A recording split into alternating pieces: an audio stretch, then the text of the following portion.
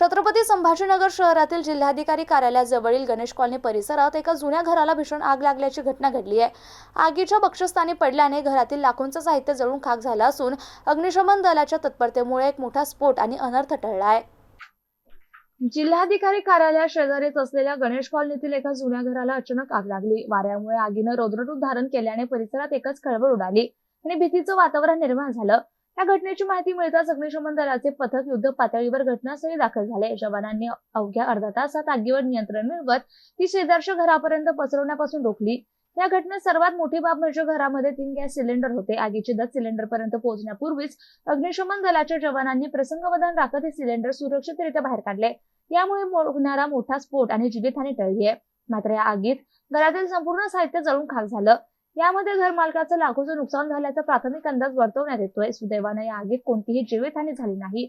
आगीचं नेमकं कारण अद्याप स्पष्ट झालं नसून पोलीस आणि अग्निशमन दल याचा अधिक तपास करतायत। आग लागल्याची घटना होती, नेमकं कशामुळे आग लागली होती आणि सध्या आगीवर नियंत्रण मिळवण्यात यश आलंय का? आगीवर नियंत्रण मिळवण्यात यश आलेलं आहे। आम्हाला आग 13:53 ला कळवलेलं आहे आग लागली म्हणून। असं ग्रामपंचायत जवळ गणेश कॉलनी येथे आम्ही घटनास्थळी पोहोचलो असता आग भरपूर मोठी होती।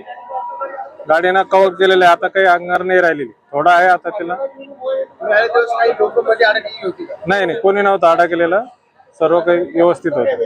आग कशामुळे लागली काही कारण तर काही सांगता येणार नाही। आता उष्णता आहे, उन्हाळा दिवस चालू आहे, त्याच्यामुळे काही सांगता नाही येणार। किती वेळ लागला? काही नाही, आता जास्त 20 मिनिटात होऊन जाईल कव्हर। आपण आला किती वाजता, किती वेळ लागला? आम्ही 1:53 आलेलो आहे। सिलेंडर होतं एक, ते आम्ही काढलं बाहेर। 2 होते, एक अगोदर त्यांनी काढलं, एक आम्ही नंतर काढलेलं आहे। बंब लागले 2 बंब आणले अग्निशामकचे। आता अंगार आटोक्यात आलेले, आता काही घाबरायचं कारण। हरिश्चंद्र पवार, अग्निशमन